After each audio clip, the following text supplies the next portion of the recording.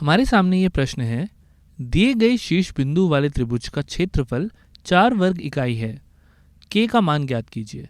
तो हमारे पास 3 वर्टिसेस हैं और हमें इसका एरिया गिवन है 4 वर्ग इकाई यानी 4 स्क्वायर यूनिट्स, और हमें इस जानकारी का यूज़ करते हुए k का मान ज्ञात करना है। तो हमने पिछले वीडियो में देखा था कि हम डिटर्मिनेंट का यूज़ करके किसी भी ट्रायंगल का एरिया निकाल सकते हैं अगर हमें वर्टिसेस पता हो। हम तीनों पॉइंट्स को कुछ इस तरीके से लिखते हैं, k0, 4, 0 और 0, 2, और तीसरे कॉलम में हम 1, 1, 1 ये लगा देते हैं। तो इसको कैलकुलेट करने से हमें एरिया मिल जाता है, और यहाँ पे हमें गिवन है कि इसका एरिया 4 वर्ग इकाई यानी 4 स्क्वायर यूनिट्स है। तो ये हमारा 4 के बराबर है। तो इसको सॉल्व करके हमें k की वैल्यू मिल जाएगी। ये बात सही है, लेकिन ये करते वक्त हमें एक और चीज़ का ध्यान देना है। जब हम डिटर्मिनेंट निकालते हैं तो ये नंबर पॉजिटिव या नेगेटिव दोनों हो सकता है, बट एरिया हम हमेशा पॉजिटिव लेते हैं। यानी इस डिटर्मिनेंट को सॉल्व करने पर इसका आंसर प्लस या -4 कुछ भी आए, हम एरिया को 4 ही बोलेंगे। अब क्योंकि यहाँ पे हमें ये दिया हुआ था कि क्षेत्रफल 4 वर्ग इकाई है, हम ये नहीं जानते कि इसको सॉल्व करने पर 4 आया होगा या -4। तो हमें इन दोनों के लिए ही इस समीकरण को सॉल्व करना होगा। चलिए करके देखते हैं और इसका मतलब और अच्छे से समझते हैं। यहाँ पे मैं इस डिटर्मिनेंट को सॉल्व करने के लिए इस कॉलम का यूज़ करूँगा। इस कॉलम में मुझे पता है प्लस माइनस प्लस और फिर माइनस प्लस माइनस और फिर प्लस माइनस प्लस। तो इस कॉलम का यूज़ करके डिटर्मिनेंट निकालते वक्त मेरे 3 टर्म्स आएंगे।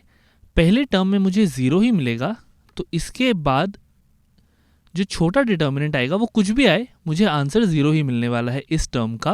प्लस फिर से एक 0 है और एक छोटा डिटर्मिनेंट आएगा इस रो और इस कॉलम को छुपा के। वो भी मुझे लिखने की ज़रूरत नहीं है क्योंकि मुझे पता है 0 से मल्टीप्लाई हो रहा है तो 0 ही आएगा। तो मुझे बस -2 का ख्याल रखना है। तो -2 के बाद मैं देखूंगा कि मेरे पास कौन सा छोटा डिटर्मिनेंट है।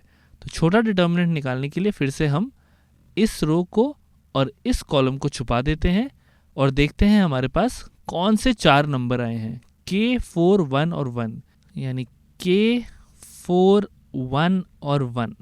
तो ये तो मेरा पूरा 0 हो जाएगा, ये भी 0 हो जाएगा, ये मेरे को मिलेगा प्लस या -4 के बराबर। तो इससे मैं लिख सकता हूँ -2। अब इस डिटर्मिनेंट को निकालने के लिए मैं करूँगा k इंटू 1 माइनस 1 इंटू 4। तो k इंटू 1 यानी k, माइनस 1 इंटू 4 यानी 4, और ये मेरा प्लस या -4 के बराबर होगा।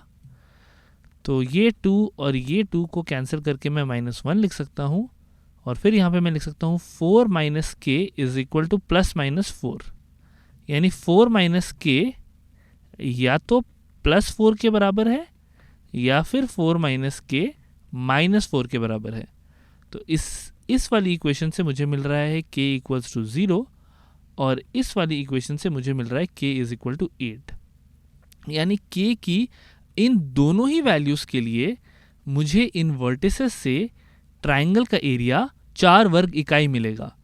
चलिए इसे हम कोऑर्डिनेट प्लेन पे देखते हैं।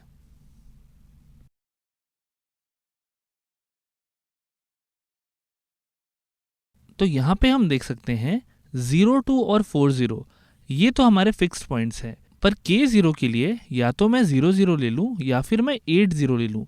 इन दोनों के लिए ही मुझे 2 अलग अलग ट्रायंगल मिलते हैं, एक ये ट्रायंगल और एक ये ट्रायंगल। इन दोनों ही ट्रायंगल्स का एरिया अगर आप कैलकुलेट करो, आंसर 4 ही आएगा। तो ये मैं आपके लिए छोड़ रहा हूँ, आप हाफ बेस इंटू हाइट का यूज़ करके इन दोनों का एरिया कैलकुलेट करो और चेक करो कि क्या दोनों का एरिया 4 आ रहा है या नहीं। तो इसीलिए याद रखना, इस तरीके के सवालों में जब हमें k का मान ज्ञात करना हो तो हमें अपने क्षेत्रफल के आगे प्लस और माइनस दोनों लगाना होता है।